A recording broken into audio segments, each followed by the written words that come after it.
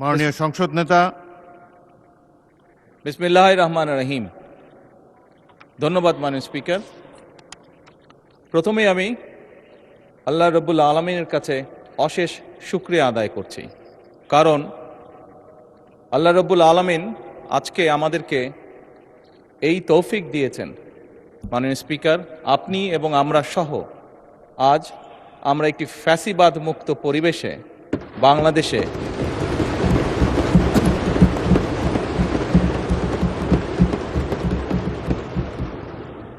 বাংলাদেশের মানুষের সমর্থনের ভিত্তিতে এই সংসদ অধিবেশনে বসেছি এবং আলহামদুলিল্লাহ আল্লাহর রহমতে প্রায় 1 মাস 25 দিন যাবৎ এই সংসদ পরিচালিত হয়েছে এবং দেশ এবং দেশের জনগণের স্বার্থে আমরা এখানে আলোচনা করেছি এবং গুরুত্বপূর্ণ সিদ্ধান্ত গ্রহণ করেছি। মাননীয় স্পিকার, বক্তব্যের শুরুতেই আমি শ্রদ্ধার সঙ্গে স্মরণ করতে চাই 1971 সালে স্বাধীনতা যুদ্ধে এই দেশের স্বাধীনতা অর্জন করতে গিয়ে যে সকল শহীদ আত্মত্যাগ করেছেন, যে সকল মানুষ শহীদ হয়েছেন। আমি স্মরণ করতে চাই 1990 সালের স্বৈরাচার বিরোধী আন্দোলনে সকল রাজনৈতিক দলের, গণতান্ত্রিক রাজনৈতিক দলের যে সকল নেতাকর্মী শহীদ হয়েছেন। আমি স্মরণ করতে চাই 2013 সালের শাপলা চত্বরে যে সকল মানুষকে বর্বরভাবে হত্যা করা হয়েছে। আল্লাহর দরবারে প্রার্থনা করি আল্লাহ যাতে তাদেরকে শহীদি মৃত্যু দান করেন। মাননীয় স্পিকার, আমি স্মরণ করতে চাই 2009 সাল থেকে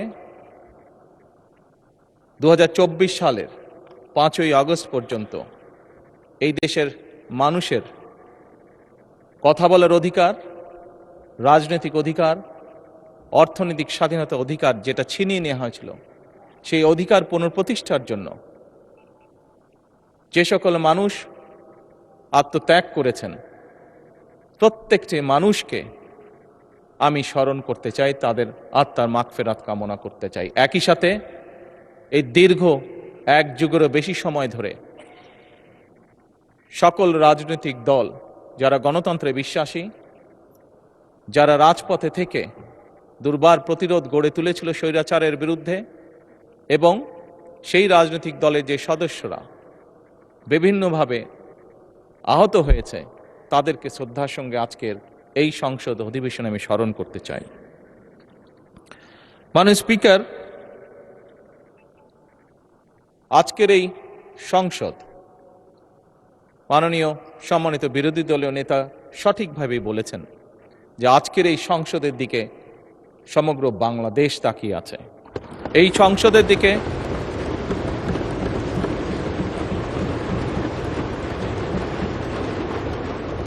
পৃথিবীর প্রতিটি কর্নারে যেখানেই একজন বাংলাদেশি আছে, সম্ভবত প্রত্যেকটি মানুষ এই সংসদের বর্তমান এবং এই সংসদের ভবিষ্যতের দিকে তাকিয়ে আছে একটি দৃঢ় প্রত্যাশা, আশা নিয়ে।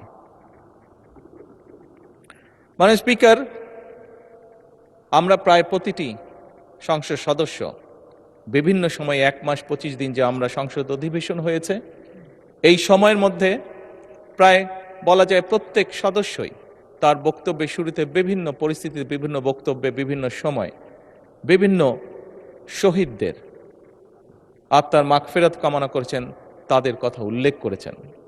আমরা শ্রদ্ধা নিবেদন করলাম, শ্রদ্ধা নিবেদন করেছি, ইনশাল্লাহ ভবিষ্যতেও আমরা শ্রদ্ধা নিবেদন করব। কিন্তু মাননীয় স্পিকার, শুধু কি শ্রদ্ধা নিবেদন করলেই শহীদদের প্রতি আমাদের কর্তব্য শেষ হয়ে যাবে? অবশ্যই নয়। মাননীয় স্পিকার, যে সকল মানুষ জীবন উৎসর্গ করেছেন, যে সকল মানুষ আহত হয়েছেন, পঙ্গুত্ব বরণ করেছেন, প্রত্যেকটি মানুষের একটি প্রত্যাশা বা একটি আকাঙ্ক্ষা ছিল এবং সেই প্রত্যাশা, সেই আকাঙ্ক্ষাকে সামনে রেখেই সেই মানুষটি সেদিন রাজপথে ঝাঁপিয়ে পড়েছিল এদেশের মানুষের রাজনৈতিক অধিকারকে প্রতিষ্ঠিত করার জন্য। মাননীয় স্পিকার, কি ছিল এই মানুষগুলোর প্রত্যাশা বা আকাঙ্ক্ষা। খুব সংক্ষেপে যদি বলতে হয়, এই মানুষগুলোর প্রত্যাশা ছিল, আকাঙ্ক্ষা ছিল এমন একটি বাংলাদেশ, যে বাংলাদেশের মানুষ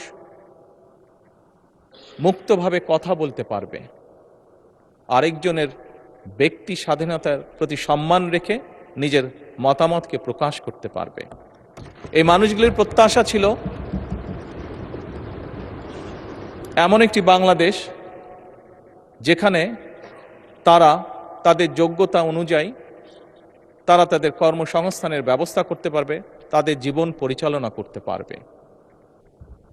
এই রকম প্রত্যাশাগুলো ছিল। মাননীয় স্পিকার, আমি আবারও বিরোধী দলীয় নেতার সাথে একমত প্রকাশ করছি। উনি উল্লেখ করেছেন ওনার বাবা একজন কৃষক ছিলেন এবং কৃষক থাকাকালীন অবস্থায় কি এরকম সমস্যা ফেস করেছেন এই দেশের কৃষক, সেটি সেই সময় হোক, এটি বর্তমান সময় হোক। মাননীয় স্পিকার, এই সকল বিষয়গুলো ওনারা যেমন দেখেছেন, এই সকল বিষয়গুলো আমরা এখানে উপস্থিত প্রত্যেকটি মানুষ, প্রত্যেকটি সংসদ সদস্য আমরা দেখেছি। আমাদের পরিবারে বর্তমানেও কেউ না কেউ প্রত্যক্ষ পরোক্ষভাবে কৃষির সাথে জড়িত। আমরা যে গিয়েছি 12 তারিখের নির্বাচন, আমরা 12ই ফেব্রুয়ারি নির্বাচন হোক, 1991 সালে নির্বাচন হোক, 2001 সালে নির্বাচন হোক, 1996 সালে নির্বাচন হোক, প্রতিটি নির্বাচনে এখানে উপস্থিত প্রত্যেকটি মানুষ আমরা গ্রামে গিয়েছি, খেতে গিয়েছি, কৃষকের কাছে ভোট চেয়েছি, কৃষাণীর কাছে ভোট চেয়েছি, সকল প্রকার মানুষের কাছে আমরা ভোট চেয়েছি। আমরা জানি আমাদের কৃষক ভাইদের কি অবস্থা। মাননীয় বিরোধী দলের নেতাকে আশ্বস্ত করে বলতে চাই, কৃষকদের এই সমস্যা থেকে বের করে আনার জন্যই আমরা আমাদের ম্যানিফেস্টোতে কৃষক কার্ড রেখেছিলাম। মাননীয় স্পিকার,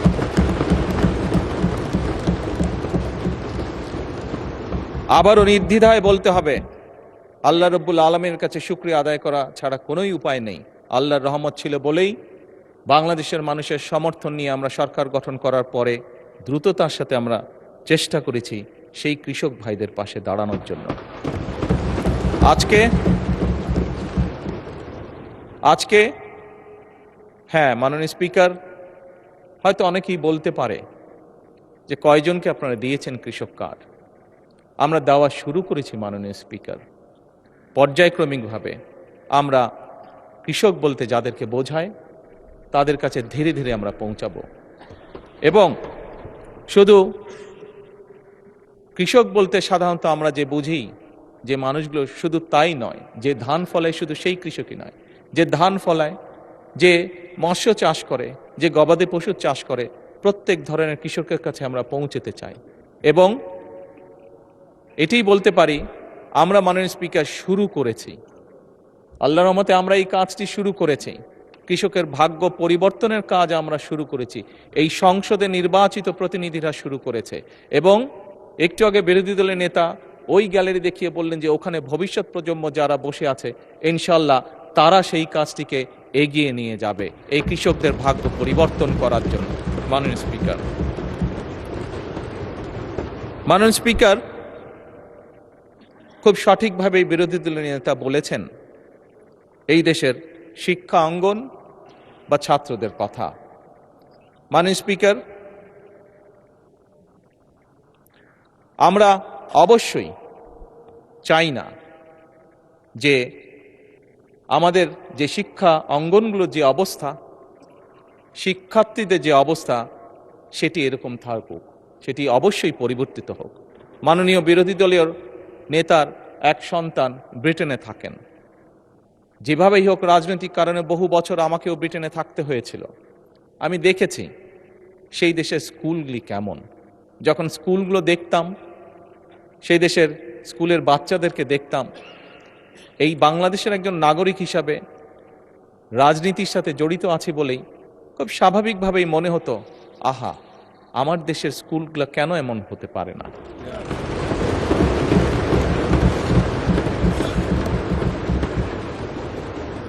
মাননীয় স্পিকার, দেখেছি সেখানে কিভাবে প্রাইমারি স্কুলের কথা যদি বলি, আমি যেখানে থাকতাম তার আশেপাশে প্রাইমারি স্কুল ছিল, সেজন্যই সেটি বেশি চোখে পড়তো। সকালে এবং বিকালে যদি কোথাও বের হতাম, দেখতাম যে বাচ্চারা যাচ্ছে, দেখতাম বাচ্চারা কি সুন্দর কাপড় চোপড় পরে যাচ্ছে, পায়ে জুতো, মোজা, সুন্দর শার্ট প্যান্ট, যার যেটি স্কুল ড্রেস সেটি পরে যাচ্ছে। মাননীয় স্পিকার, মনের মধ্যে একটি কষ্ট হতো যে আমার দেশের প্রাইমারি স্কুলের বাচ্চারা কবে এরকম সুন্দরভাবে স্কুলে যাবে।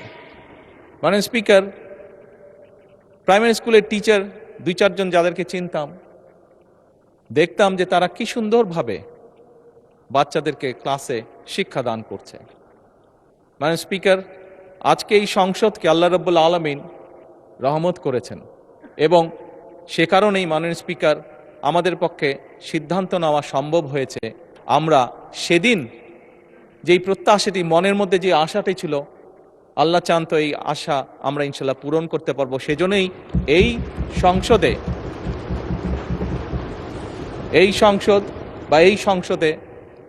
মাধ্যমে যে সরকার গঠিত হয়েছে, মাননীয় স্পিকার, এই সরকার সিদ্ধান্ত গ্রহণ করেছে এবং কাজও শুরু করেছে।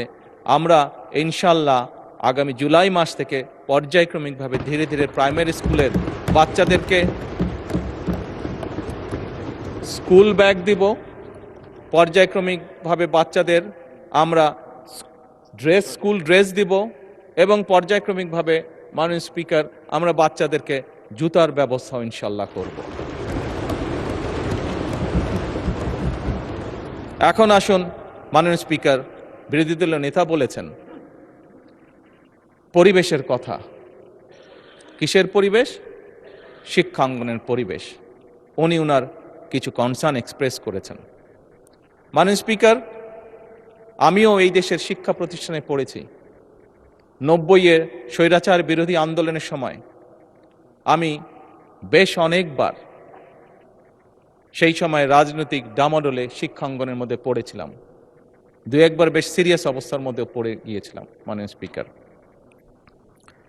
স্বাভাবিকভাবেই আমি চাই আমার দেশের সন্তানেরা একটি সুন্দর পরিবেশে লেখাপড়া করুক। মাননীয় স্পিকার, সার্বিক বিশ্ব পরিস্থিতিতে আমরা দেখেছি বিশ্বের প্রত্যেকটি দেশ মধ্যপ্রাচ্যে যে ক্রাইসিস যাচ্ছে, যে যুদ্ধ অবস্থা, তার কারণে পৃথিবীর প্রায় প্রত্যেকটি দেশ জ্বালানির সমস্যার সম্মুখীন হয়েছে, যার তাপ হয়তো বাংলাদেশে এসেও লেগেছে। বাংলাদেশের মানুষ বেশ কিছুদিন কষ্ট পেয়েছে এটিতে। আমি বিরোধী দলের নেতার সাথে এই ব্যাপারে কম বেশি একমত। মাননীয় স্পিকার, বিরোধী দলের পক্ষ থেকে সেদিন একটি প্রস্তাবনা দেওয়া হয়েছিল যে এই সমস্যাটি যদি আমরা উভয় একসাথে বসি আলোচনা করি, তাহলে হয়তো মিটমাট করা বা একটা সুরাহা বের করা সম্ভব হবে। মাননীয় স্পিকার, সেদিন পরের দিন আপনি উপস্থিত ছিলেন এই সংসদে। আপনার সামনেই আমি আমাদের অবস্থান থেকে আমাদের প্রস্তাবনা বিরোধী দলের কাছে উপস্থাপন করেছি। আমরা যৌথভাবে একটি কমিটি গঠন করেছি এ ব্যাপারে আলোচনা করে কি সিদ্ধান্ত নেওয়া যায় যাতে দেশের মানুষ স্বস্তিতে থাকতে পারে। মাননীয় স্পিকার, আমি মনে করি আমরা আজও এই সমস্যার সমাধান উভয় পক্ষ একসাথে বসে নিশ্চয়ই ইনশাল্লাহ বের করতে সক্ষম হব।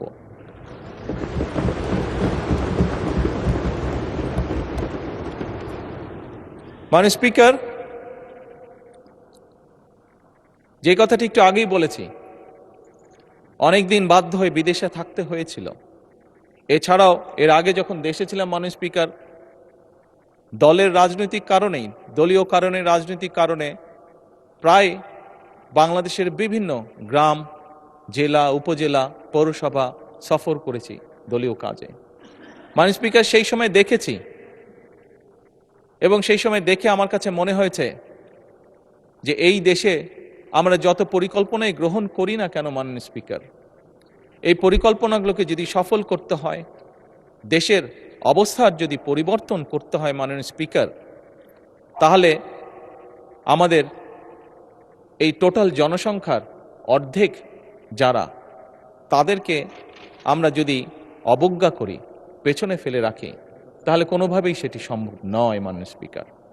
এবং সে কারণেই মাননীয় স্পিকার 1991 থেকে 96 এবং 2001 থেকে 2006 সাল যখন বাংলাদেশ জাতীয়তাবাদী দল দেশনেত্রী খালেদা জিয়ার নেতৃত্বে দেশ পরিচালনার দায়িত্বে ছিল, তখন আমরা মেয়েদের শিক্ষা ব্যবস্থা ক্লাস 12 পর্যন্ত আমরা ফ্রি করেছিলাম।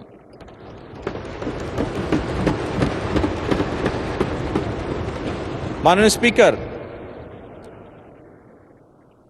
সেজন্যই এই নারী সমাজ যাতে দেশ গঠনে আরও বেশি ভূমিকা রাখতে পারে, সেজন্যই বর্তমান সরকার সিদ্ধান্ত গ্রহণ করেছে, পরিকল্পনা নিয়েছে যে আমরা মেয়েদের স্নাতক বা ডিগ্রি পর্যন্ত আমরা শিক্ষা ব্যবস্থা ফ্রি করব। এবং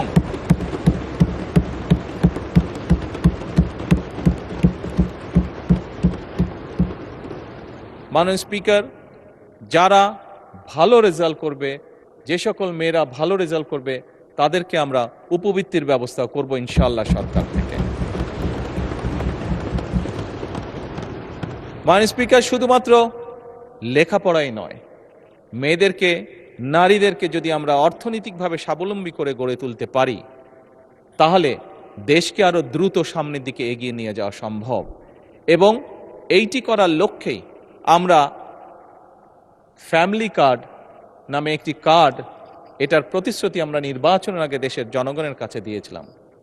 আবারও আল্লাহর কাছে অশেষ শুকরিয়া আদায় করি, আল্লাহর রহমতে এই ফ্যামিলি কার্ড যেটি আমরা প্রতিশ্রুতি দিয়েছিলাম, সেটিরও বাস্তবায়নের কাজ আমরা শুরু করেছি। এবং এই সংসদেই মাননীয় স্পিকার, দুদিন আগে আমাদের তরুণ সদস্য জনাব হাসনাত আমাকে ফ্যামিলি কার্ড নিয়ে একটি প্রশ্ন করেছিলেন যে এই ফ্যামিলি কার্ড কিভাবে কন্ট্রিবিউট করতে পারে দেশের ইকোনমিতে। আমি সংক্ষেপে সেটি তুলে ধরেছিলাম এই মহান সংসদের সামনে। এবং সেদিন আমি পরিষ্কারভাবে বলেছিলাম, অনেকেই হয়তো, অনেকের মনেই প্রশ্ন আছে এত টাকা কিভাবে দিবে এবং এত টাকা এইভাবে দিয়ে দিলে সম্ভব কিনা। আমাদের সকলকে বিষয়টি একটু অন্যভাবে দেখতে হবে। যেই টাকাটি আমরা ফ্যামিলি কার্ডের মাধ্যমে দিচ্ছি, এটি ইনভেস্টমেন্ট হিসেবে দেখতে হবে, এবং আপনি যখন ইনভেস্ট করবেন রিটার্ন অবশ্যই আসবে। আমি সেদিন বলেছিলাম, মাননীয় স্পিকার, আমি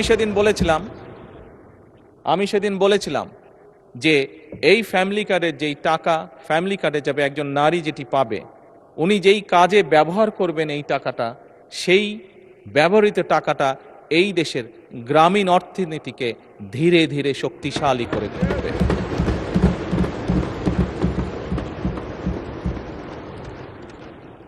মাননীয় স্পিকার, মাননীয় বিরোধী দলীয় নেতা ওনার নির্বাচনী এলাকা সম্পর্কে একটি কথা বলেছেন, বেশ কিছু বিবরণ দিয়েছেন। এই সংসদে আজকে দাঁড়িয়ে আমি আমার অবস্থান থেকে পরিষ্কারভাবে বলতে চাই, অনুরোধ জানাবো মাননীয় বিরোধী দলীয় নেতাকে, মাননীয় বিরোধী দলীয় নেতা, আমি যে মন্ত্রণালয়ের অধীন কাজ, আমার পাশেই সেই মিনিস্টার সাহেব বসে আছেন। প্রোটোকল হিসাবে মিনিস্টার সাহেবকে আমি এরই ভিতরে নির্দেশনা দিয়েছি যে আপনার কাজগুলো উনি দেখবেন, এবং তার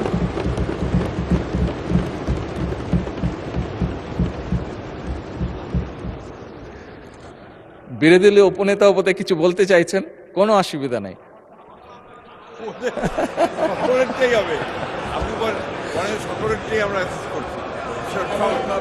মাননীয় স্পিকার, যে এক মিনিট, একটু আগে ফরিদপুরে 1 আসনের সংসদ সদস্য এসেছিলেন, উনিও কিছু কথা আমাকে বলেছেন। মাননীয় স্পিকার, আমি প্রথমেই বলেছি এই সংসদ বাংলাদেশের মানুষের জন্য, এই সংসদ বাংলাদেশের জন্য।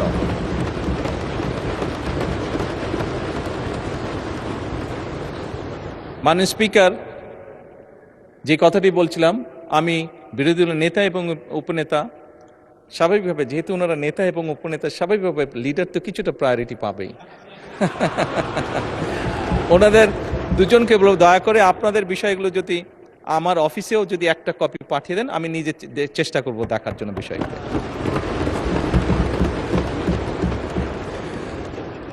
মাননীয় স্পিকার, উনি ওনার এলাকার সমস্যার কথা বলতে গিয়ে একটি কথা বলেছেন। ওনার এলাকার জলবদ্ধতার কথা বলেছেন, খালের কথা বলেছেন।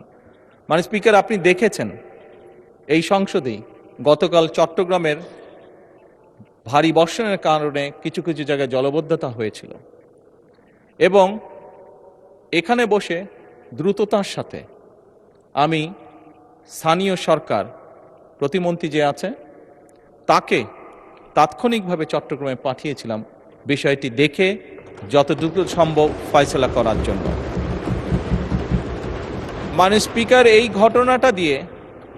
ঘটনাটা দিয়ে আমি যেটা বলতে চাইছি সেটা হচ্ছে যে এই সরকার জনগণের নির্বাচিত সরকার, এই সরকার জনগণের কাছে জবাবদিহিমূলক সরকার এবং সে কারণেই মাননীয় স্পিকার এবং সে কারণেই আমরা আমাদের দ্রুততার সাথে আমরা চেষ্টা করেছি ব্যবস্থা গ্রহণ করতে, যাতে যত দ্রুত সম্ভব জনগণের সমস্যা লাঘব করা সম্ভব হয়।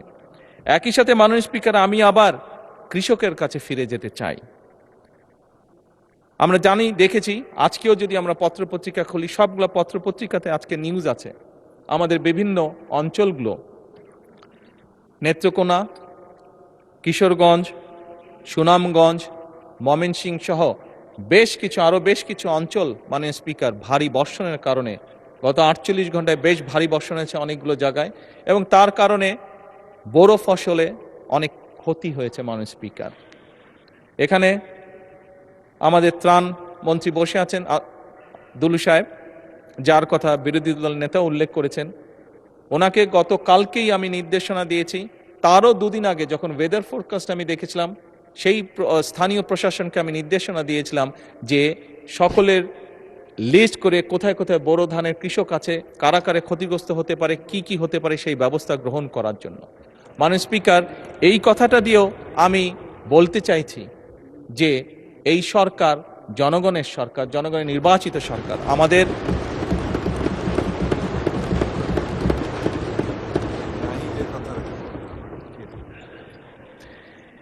জনগণের নির্বাচিত সরকার এবং আমাদের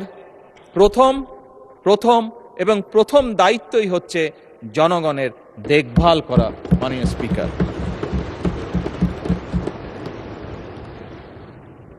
এবং সে কারণে মাননীয় স্পিকার, বিরোধী নেতা এলাকায় উনি যে কষ্টটা পাচ্ছেন জলাবদ্ধতার কারণে, এই সমস্যাটি সমগ্র বাংলাদেশেই কম বেশি আছে।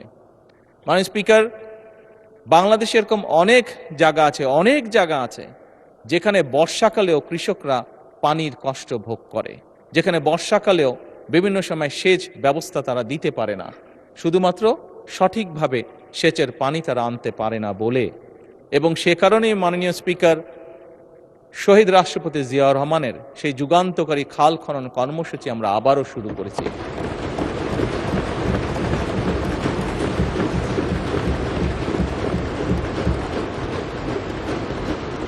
এই খাল খনন কর্মসূচি শুধুমাত্র যে সেচের পানির জন্য আমরা করছি তা নয়। এই খাল খনন, জি এটা 10,000 টাকা, যেটা জি অসুবিধা নেই বলুন। এই খাল খনন যে শুধুমাত্র সেচের পানির জন্য আমরা ব্যবস্থা করছি তার জন্য নয়। মাননীয় স্পিকার, 20 কোটি মানুষের দেশ, বহু জায়গায় আপনি গ্রামের সন্তান। মাননীয় স্পিকার, আপনি দেখেছেন আপনার এলাকাতেও, আমরা সবাই জানি কম বেশি আমাদের প্রত্যেকের এলাকায় গ্রামে কৃষকরা ডিপ টিউবওয়েল ব্যবহার করছেন। ঢাকা শহরে প্রতিদিন প্রায় 3 লক্ষ লিটার পানির প্রয়োজন হয়। 3 কোটি লিটার পানির প্রয়োজন হয়। এর অধিকাংশ, অর্ধেকের মতন নদী থেকে আনা হচ্ছে, আবার প্রায় অর্ধেকের মতন পানি মাটির নিচ থেকে টেনে তোলা হচ্ছে। এর ফলে পানির যে স্তর সেটি অনেক নিচে নেমে যাচ্ছে। মাননীয় স্পিকার, আমরা যদি এরকম এই বিষয়গুলো যদি এখনই অ্যাড্রেস না করি, আগামী যে ভবিষ্যৎ প্রজন্ম যারা ওই গ্যালারিতে বসে একটু আগে আমাদের আলোচনা শুনেছিল, এই মানুষগুলো, এই সন্তানগুলো বিপদে পড়ে যাবে। এবং এর বাংলাদেশের প্রেক্ষাপটে এই সমস্যার সমাধান হচ্ছে আমরা যদি এখন কাজ শুরু করি। মাননীয় স্পিকার, এর শুভফল পেতেও আমাদের প্রায় 20 বছরের মতন সময় লাগবে। আমরা যদি আজকে খাল খনন শুরু করি, এই খালের পানি আস্তে আস্তে নিচে যাবে এবং যেই জায়গাটা খালি হয়ে গেছে সেটা রিফিল হতে মিনিমাম 20 বছর সময় লাগবে মাননীয় স্পিকার। সেজন্যই মাননীয় স্পিকার আমরা এই খাল খনন কর্মসূচি শুরু করেছি। আমরা শিক্ষার কাজ শুরু করেছি। স্কুলের প্রাইমারি স্কুলের ছেলেদের বাচ্চাদেরকে আমরা ব্যাগ, বই, জুতো দিয়ে আমরা তাদেরকে উৎসাহিত করতে চাচ্ছি লেখাপড়ায়। আমরা প্রাইমারি স্কুলের শিক্ষকদেরকে তাদের সম্মানই বাড়াতে চাচ্ছি, যাতে করে তারা মনোযোগ দিতে পারে শিক্ষার্থীদেরকে শেখানোর জন্য। এবং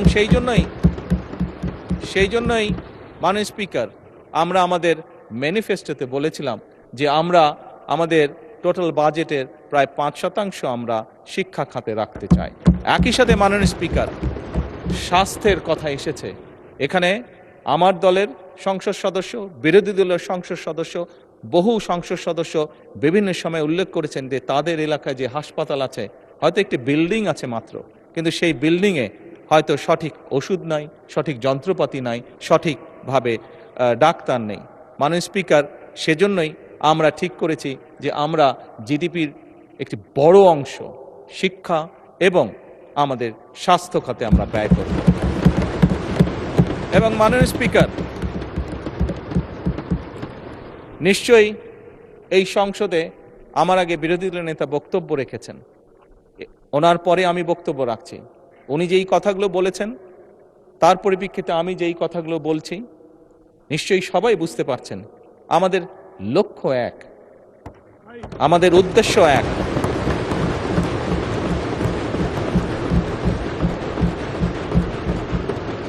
আমাদের গন্তব্য এক। লক্ষ্য কি? লক্ষ্য হচ্ছে বাংলাদেশের মানুষ। উদ্দেশ্য কি? উদ্দেশ্য হচ্ছে একটি সমৃদ্ধশালী বাংলাদেশ। গন্তব্য কি? গন্তব্য কি? একটি স্বনির্ভর, নিরাপদ, আত্মনির্ভরশীল বাংলাদেশ।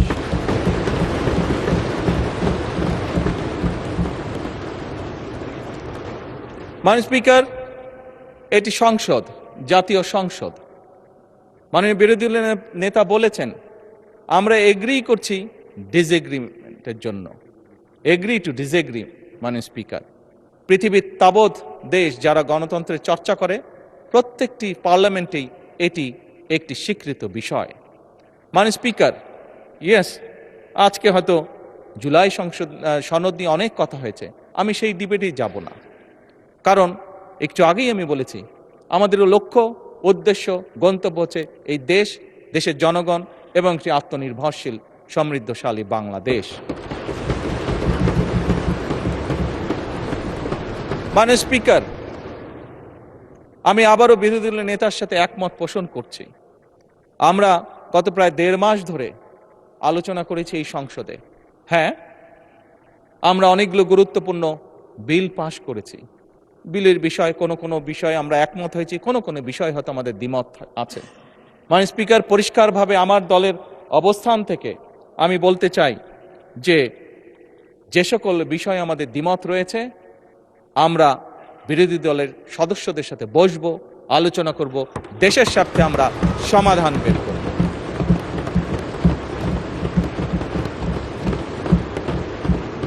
মাননীয় স্পিকার, নিশ্চয়ই আপনারও মনে আছে, এখানে সকলেরই মনে আছে, রোজার সময় বিরোধী দলীয় নেতা আমাকে ওনাদের ইফতার পার্টিতে দাওয়াত করেছিলেন। আমরা সেখানে গিয়েছিলাম। আমি গিয়েছিলাম, আমার সাথে আজকের হোম মিনিস্টারের সাথে ছিলেন। আমরা সেখানে ওনাদেরকে প্রস্তাব দিয়েছিলাম যে ডেপুটি স্পিকারের প্রস্তাবটি, যে ওটা ওনাদের দলীয় সিদ্ধান্তের কারণে ওনারা সেটা গ্রহণ করেন, সেটা ওনাদের পলিসির ব্যাপার। কিন্তু আমরা ওনাদেরকে প্রস্তাব দিয়েছিলাম যে আমরা চাই যে ডেপুটি স্পিকার আমরা ওনাদের কাছ থেকে চেয়েছিলাম। মাননীয় স্পিকার, আজকে আবারও পরিষ্কারভাবে আমি বলতে চাই, এই প্রস্তাবটি মাননীয় বিরোধী দলের নেতা এবং মাননীয় বিরোধী দলীয় সদস্যবৃন্দ, আমাদের এই প্রস্তাবটি এখনো ওপেন আছে। আমরা এখনো এই প্রস্তাবটি ওপেন রেখেছি। এই প্রস্তাবটি দেওয়ার মাধ্যমে আবারও আমরা আমাদের পরিষ্কার ইন্টেনশন বোঝানোর চেষ্টা করেছি। যেভাবে ঠিক বিরোধী দলের নেতা সেদিন বলেছিলেন যে আসুন আমরা দুই দল মিলে যদি একসাথে একটি কমিটি গঠন করি, যেখানে জ্বালানির বিষয়ে যদি কোনো সমস্যা থেকে থাকে আমরা আলোচনা করে একটি সিদ্ধান্ত নিতে পারবো। ওনারা যেরকম ওনাদের ইন্টেনশন দেখিয়েছেন, আমরাও সেই সময় আমাদের ইন্টেনশন পরিষ্কারভাবে তুলে ধরেছি। একইভাবে মাননীয় স্পিকার, এই সংসদ অধিবেশন শুরুর আগে আমি ওনার বাসায় গিয়েছিলাম। ওনার বাসায় গিয়ে দেশ পরিচালনা করার জন্য ওনাদের সহযোগিতা আমি চেয়ে এসেছিলাম। একইভাবে আমি নাহিদ ইসলামেরও বাসায় গিয়েছিলাম, এনসিপির কাছে আমি বলেছিলাম দেশ পরিচালনায় আপনাদেরও সহযোগিতা প্রয়োজন। মাননীয় স্পিকার,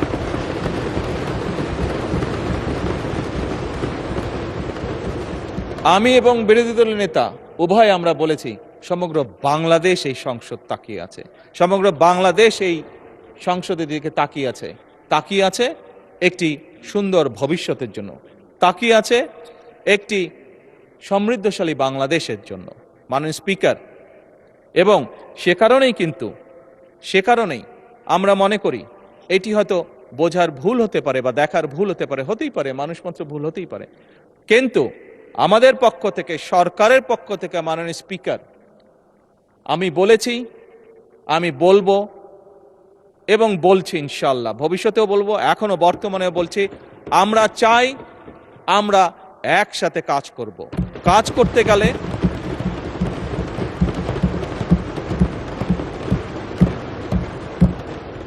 মাননীয় স্পিকার, অতীতে যতবারই গণতন্ত্র চলতে শুরু করেছিল বিভিন্ন সময় গণতন্ত্র বাধাগ্রস্ত হয়েছে। গণতন্ত্র যতবারই বাধাগ্রস্ত হয়েছে দেশের অর্থনীতি বাধাগ্রস্ত হয়েছে। গণতন্ত্র যতবারই বাধাগ্রস্ত হয়েছে দেশের স্বাস্থ্য ব্যবস্থা বাধাগ্রস্ত হয়েছে। গণতন্ত্র যতবারই বাধাগ্রস্ত হয়েছে দেশের মানুষের কর্মসংস্থান বাধাগ্রস্ত হয়েছে। গণতন্ত্র যতবারই বাধাগ্রস্ত হয়েছে দেশের অর্থনীতি, মাননীয় স্পিকার, বাধাগ্রস্ত হয়েছে। কাজেই এই মুহূর্তে আমরা সকলে যদি গিয়ে একটি সাধারণ মানুষকে জিজ্ঞেস করেছি তুমি কি চাও, আমি বিশ্বাস করি একজন সাধারণ মানুষ বলবে আমরা শান্তি চাই, একজন সাধারণ মানুষ বলবে আমরা নিরাপদ রাস্তা চাই, একজন সাধারণ মানুষ বলবে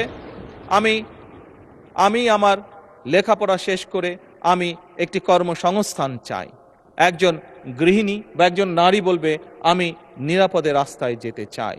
মাননীয় স্পিকার, আজকে আমরা ইতিহাস নিয়ে হয়তো অনেক ডিবেট করেছি, কিন্তু মাননীয় স্পিকার আমাদের এই ইতিহাসের ডিবেট সেই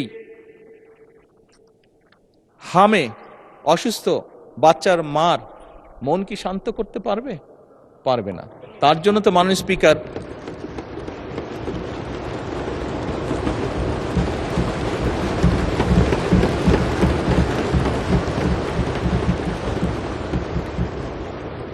অথবা মাননীয় স্পিকার যে ছেলেটি ইউনিভার্সিটি পাশ করে চাকরি সংস্থানের জন্য মাসের পর মাস ঘুরে বেড়াচ্ছে, তাকে কি আমরা আমাদের এই যে ঐতিহাসিক ডিবেট, কে আমরা কি করেছি অতীতে, সেই ডিবেট দিয়ে তাকে কি আমরা কিছু বুঝ দিতে পারবো? মাননীয় স্পিকার, পারবো না।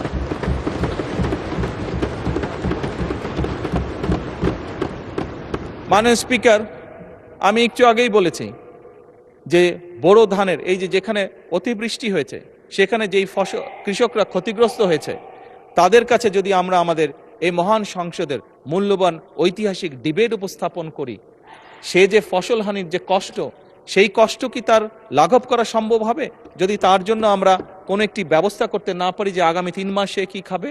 হবে না। মাননীয় স্পিকার, তাকে আমার খাবারের ব্যবস্থা করতে হবে, ওই বেকার যুবকটির জন্য আমার কর্মসংস্থানের ব্যবস্থা করতে হবে, হামে আক্রান্ত শিশুর জন্য তার মায়ের সান্ত্বনার জন্য আমাকে ওষুধের ব্যবস্থা করতে হবে।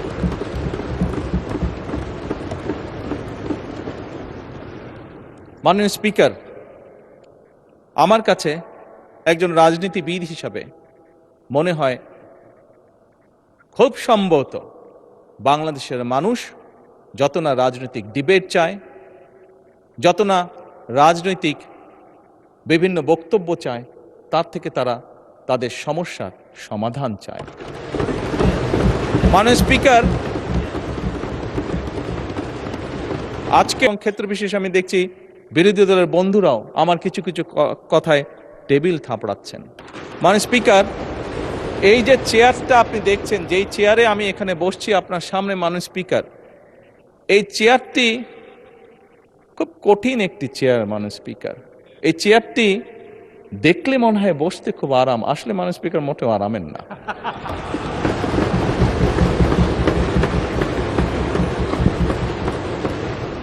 এই চেয়ারটিতে বসলে মাননীয় স্পিকার প্রতি মুহূর্তে মনে হয় যে আগুনের তপ্ত হিট আসছে। মাননীয় স্পিকার, হাসার কিছু নেই, আমি যা ফিল করি আমি আপনাদেরকে তাই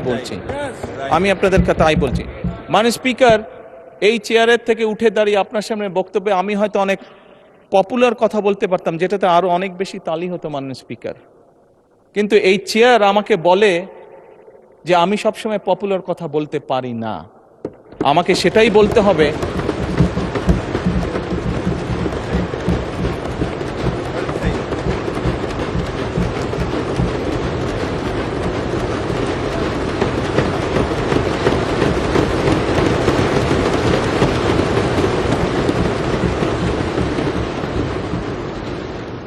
মাননীয় স্পিকার, একজন রাজনীতিবিদ হিসাবে আমারও তো ইচ্ছা করে পপুলার কথা বলতে, যাতে জোরে জোরে তালি পায়, কিন্তু এই চেয়ার প্রতি মুহূর্তে আমাকে স্মরণ করে দেয়, no, you have to take the right decision, not the popular decision.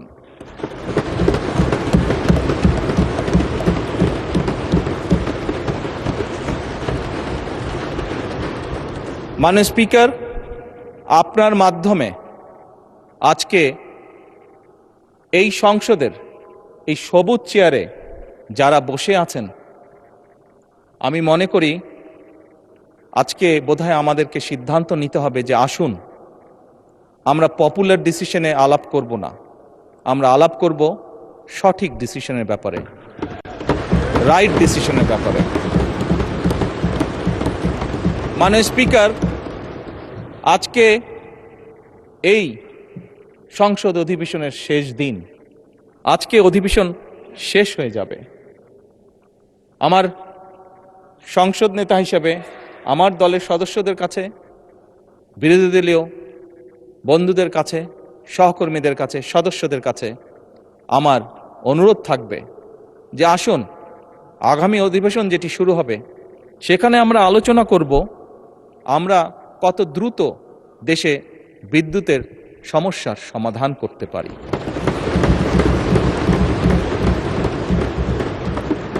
মাননীয় স্পিকার, আমরা আলাপ করতে চাই, আমি আলাপ করতে চাই আগামী সংসদে কত দ্রুত আমরা কত বেশি সংখ্যক মানুষের কর্মসংস্থান, দেশেই হোক বিদেশি হোক, তৈরি করতে পারি। মাননীয় স্পিকার, এই সংসদে দাঁড়িয়ে আমি আলাপ করতে চাই যে আমাদের শিক্ষা প্রতিষ্ঠান, আমাদের হাসপাতালগুলোতে কত দ্রুত শিক্ষা এবং চিকিৎসা সুবিধা আমরা পৌঁছে দিতে পারি।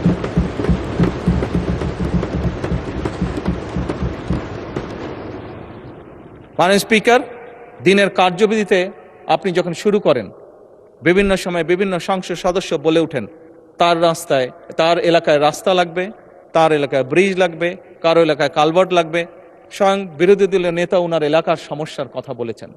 মাননীয় স্পিকার, আমরা যদি দেশের পরিস্থিতি স্থিতিশীল রাখতে না পারি, দেশে আমরা যদি অর্থনৈতিকভাবে শক্তিশালী করতে না পারি, মাননীয় স্পিকার, বর্তমান প্রেক্ষাপটে যেখানে 30 লক্ষ কোটি টাকার ঋণ নিয়ে এই সংসদ দেশ পরিচালনা শুরু করেছে, সেই দেশকে আমরা এগিয়ে নিতে পারবো না। আমরা যদি একটি স্টেবল গভর্নমেন্ট রাখি, আমরা যদি একটি স্টেবল পার্লামেন্ট এনশিওর করতে না পারি, মাননীয় স্পিকার, আমরা কোনোভাবেই এই দেশকে সামনে নিয়ে যেতে পারবো না। মাননীয় স্পিকার, এই দেশকে যদি সামনে নিতে হয় তাহলে অবশ্যই আমাদের উভয় পক্ষকে একসাথে কাজ করতে হবে। হ্যাঁ,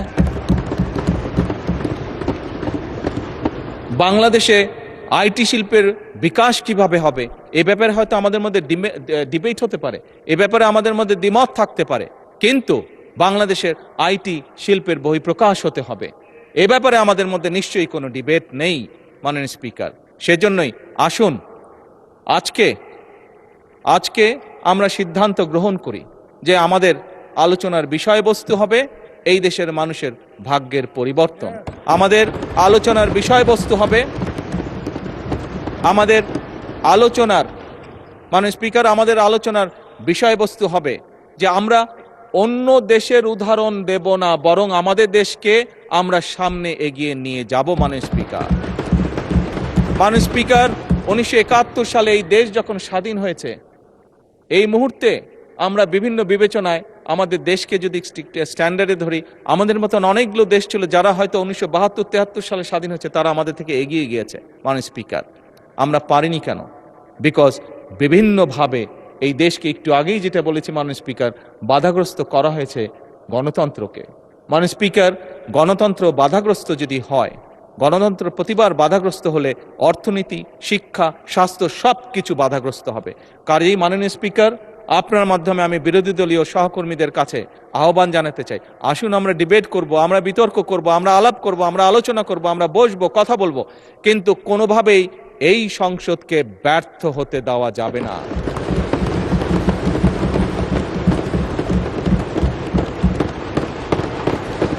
মাননীয় স্পিকার, অতীতে আমরা দেখেছি সরকারকে ব্যর্থ করার জন্য 173 দিন হরতাল ডাকা হয়েছিল। মাননীয় স্পিকার, হ্যাঁ, সেই সরকার হয়তোবা ক্ষতিগ্রস্ত হয়েছিল, সরকার হয়তো পরবর্তীতে ক্ষমতায় থাকেনি, ক্ষমতায় আসেনি, কিন্তু মাননীয় স্পিকার, কেউ একজন সদস্য, সেটি আমার দলের সদস্য হোক, সেটি বিরোধী দলীয় সদস্যরা হোক, বুকে হাত দিয়ে বলতে পারবেন যে বাংলাদেশ ক্ষতিগ্রস্ত হয়নি? এই 173 দিনের হরতালে বাংলাদেশ ক্ষতিগ্রস্ত হচ্ছে, যেই ক্ষতির মাসুল আজও আমাদেরকে টেনে নিয়ে যেতে হচ্ছে বছরের পর বছর, যুগের পর যুগ। মাননীয় স্পিকার, কাজেই মাননীয় স্পিকার, আমি আর সময় নিব না। অনেক বিরোধী দলীয় নেতাকে আপনি সময় রিমাইন্ডার দিয়েছেন, আমি চাই না যে আমাকে আপনি সময় রিমাইন্ডার দিন। মাননীয় স্পিকার,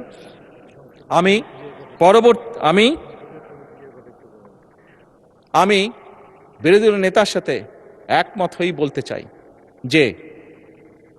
যে কথাটি কয়েকবার আমি রিপিট করেছি, আবারও আমি রিপিট করতে চাই, কারণ আমি মনে করি এটা উনি একটি ইম্পর্টেন্ট কথা বলেছেন, যার সাথে আমি সম্পূর্ণভাবে একমত। এই সংসদ মানে পুরো বাংলাদেশ।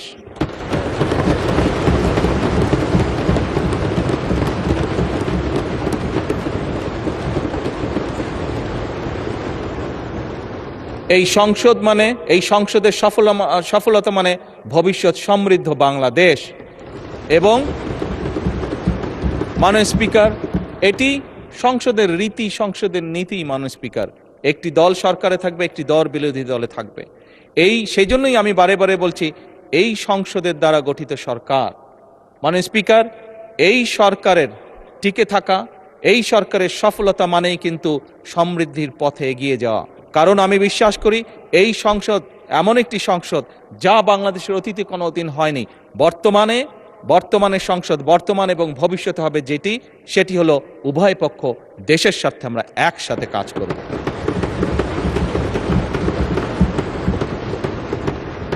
মাননীয় স্পিকার, আমরা উভয় পক্ষ আসুন কেউ কাউকে ব্যর্থ করতে চাইব না, কারণ আপনি এবং আমি, আপনারা এবং আমরা মিলেই কিন্তু পূর্ণ সংসদ। আমরা মিলেই কিন্তু পূর্ণ সংসদ। কাজে আপনি ব্যর্থ হলে আমি ব্যর্থ, আমি ব্যর্থ হলে আপনি ব্যর্থ, এই কথাটি আমাদেরকে মনে রাখতে হবে। এবং আমরা যে কোনো একজন ব্যর্থ হলেই বাংলাদেশ ব্যর্থ হয়ে যাবে। আমরা কেউই এই সংসদের কোনো একজন সদস্য, আমরা শয়নে স্বপ্নে কেউ ব্যর্থ বাংলাদেশ দেখতে চাই না।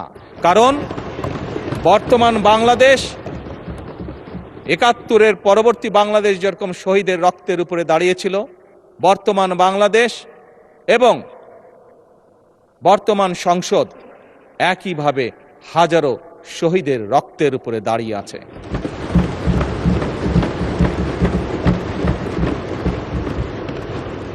মাননীয় স্পিকার, শেষ অধিবেশনের দিনে আমি আমার অবস্থান থেকে আবার পরিষ্কার করে দিতে চাই, আমার সরকারের অবস্থান থেকে আবার পরিষ্কার করে দিতে চাই যে আমরা সব সময়, সকল সময় প্রস্তুত আছি বিরোধী দলের সদস্যদের সাথে বাংলাদেশের স্বার্থে, বাংলাদেশের মানুষের সাথে যে কোনো আলাপ আলোচনায় অংশগ্রহণ করার জন্য। এবং আলাপ আলোচনার ভিত্তিতে আমরা সকলে একসাথে এই দেশকে ইনশাল্লাহ সামনের দিকে এগিয়ে নিয়ে যাব। এই দেশের মানুষের প্রত্যাশা পূরণ করার আমাদের সর্বশক্তি দিয়ে চেষ্টা করব। মাননীয় স্পিকার, এবার পরিশেষে আমি আন্তরিকভাবে আমার পক্ষ থেকে, আমার সরকারের পক্ষ থেকে, আমাদের সংসদের পক্ষ থেকে মাননীয় স্পিকার আপনাকে আন্তরিকভাবে ধন্যবাদ জানাচ্ছি। আমি ধন্যবাদ জানাতে চাই মাননীয় ডেপুটি স্পিকার, মন্ত্রিসভার মাননীয় সদস্যবৃন্দদেরকে, মাননীয় চিফ হুইপবৃন্দকে এবং সকল সংসদ সদস্যবৃন্দকে। আমি বিশেষভাবে ধন্যবাদ জানাতে চাই মাননীয় বিরোধী দলীয় নেতা এবং বিরোধী দলীয় সকল সদস্যবৃন্দকে, কারণ একটু আগেই আমি বলেছি, আমরা ছাড়া আপনারা পরিপূর্ণ নন, আপনারা ছাড়া আমরা পরিপূর্ণ নই। সেই কারণেই আমি মাননীয় বিরোধী দলীয় নেতা এবং বিরোধী দলীয় সকল সদস্যদেরকে বিশেষভাবে শুভেচ্ছা জানাতে চাই। আমি আন্তরিকভাবে ধন্যবাদ জানাতে চাই মাননীয় স্পিকার, সচিবালয়ের সচিব সহ কর্মকর্তা এবং কর্মচারীবৃন্দকে, সকল কর্মচারীবৃন্দকে। তারা অক্লান্ত পরিশ্রম করেছেন এই 1.5 মাস সময় প্রায়। আমি ধন্যবাদ জানাতে চাই সরকারের বিভিন্ন মন্ত্রণালয়, বিভাগ এবং দপ্তরের কর্মকর্তা কর্মচারীবৃন্দদেরকে, যারা আমাদেরকে এই সংসদকে সহযোগিতা করেছেন এত অল্প সময় দ্রুততার সাথে এতগুলো বিল উপস্থাপন করে এগুলো সম্পূর্ণ কাজগুলো সমাধান করার জন্য। মাননীয় স্পিকার, আমি ধন্যবাদ জানাতে চাই চিকিৎসক, পুলিশ সদস্য, ফায়ার সার্ভিসের সদস্য, গণপূর্ত বিভাগের সদস্য, বিদ্যুৎ ও টেলিগ্রাম ফোন বিভাগের সদস্য। আমি বিশেষভাবে আবারও ধন্যবাদ জানাতে চাই নিরাপত্তা বাহিনী সহ সংশ্লিষ্ট সকল সেবাদানকারী প্রতিষ্ঠানের ব্যক্তিবর্গকে। জাতীয় দৈনিক পত্রিকা, বিভিন্ন সংবাদ সংস্থা, বাংলাদেশ বেতার, সংসদ, বাংলাদেশ টেলিভিশন ও বেসরকারি টিভি চ্যানেল সহ দেশের সকল গণমাধ্যম, সাংবাদিক, কর্মকর্তা কর্মচারী বৃন্দদেরকে আন্তরিকভাবে ধন্যবাদ জানাতে চাই।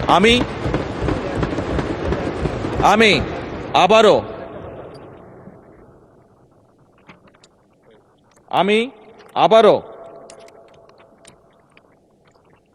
পরিষ্কারভাবে দৃঢ়চিত্তে বলতে চাই যে সকল ব্যক্তি এবং সংস্থাকে আমি ধন্যবাদ জানিয়েছি, তাদের সকলের সহযোগিতার কারণেই আজ আমরা এই সংসদটি সুন্দরভাবে এই অধিবেশনটি সমাপ্ত করতে পারলাম এবং দেশ গঠনে এই প্রত্যেকটি সংস্থা এবং প্রত্যেক ব্যক্তির অবদান রয়েছে এবং ইনশাল্লাহ ভবিষ্যতেও থাকবে।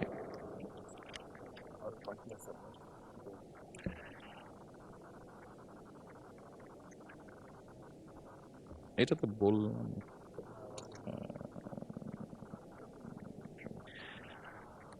মাননীয় স্পিকার, মাননীয় বিরোধী দলের নেতা, এই সংসদ কার্যালয়ের কর্মকর্তা এবং কর্মচারী বৃন্দ সহ সংসদ ভবন, প্রধানমন্ত্রী দফতরের সহায়ক হিসাবে বিভিন্ন বিটিভি এবং বেতার কর্মদের বিভিন্ন ব্যক্তির বিষয়ে উনি বলেছেন তাদেরকে কিছু সম্মানের ব্যবস্থা করার কথা, আপনাকে অনুরোধ জানিয়েছেন। আমি ওনার এই প্রস্তাবকে সম্পূর্ণভাবে সমর্থন করছি। মাননীয় স্পিকার,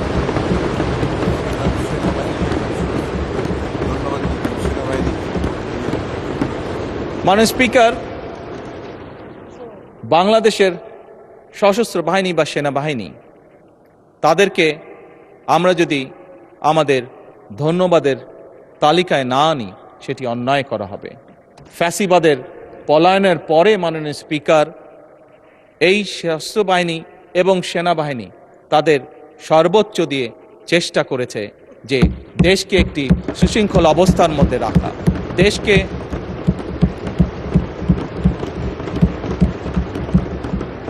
দেশে যাতে কোনো অরাজক পরিস্থিতি তৈরি হতে না পারে। আমি আইন শৃঙ্খলা বাহিনী সহ সশস্ত্র বাহিনীর সকল সদস্যবৃন্দদেরকে আন্তরিকভাবে ধন্যবাদ জানাতে চাই তাদের দায়িত্ব সঠিক সুন্দরভাবে পালন করার জন্য। মাননীয় স্পিকার, আবারও আপনাকে আন্তরিক ধন্যবাদ জানিয়ে আমার বক্তব্য শেষ করছি। বক্তব্য শেষ করার আগে আবারও আমি বলছি, সকল সংসদ সদস্যের প্রতি আমার বিনীত আহ্বান থাকবে, আসুন আমরা এই সবুজ চেয়ারের পবিত্রতা রক্ষা করি। যে দায়িত্ব, যে প্রত্যাশা, যে আশা নিয়ে বাংলাদেশের মানুষ আমাদেরকে পাঠিয়েছে এখানে, আসুন আমরা সেই দায়িত্বের, সেই কর্তব্যে সর্বোচ্চ সম্মান আমরা প্রদান করি, যার মাধ্যমে আমরা দেশের মানুষকে সম্মান প্রদর্শন করব। কারণ দেশ এবং জনগণ থাকলেই আমরা আছি। দেশ এবং জনগণ সম্মান যদি আমরা না করি, তাহলে আমাদের রাজনীতি হয়তো ব্যর্থ হয়ে যাবে। সেই জন্য আমাদের সবচেয়ে প্রথম হচ্ছে এই দেশের জনগণ এবং এই প্রিয় মাতৃভূমি বাংলাদেশ। মানে স্পিকার, আপনাকে আন্তরিক ধন্যবাদ। আসসালামু আলাইকুম।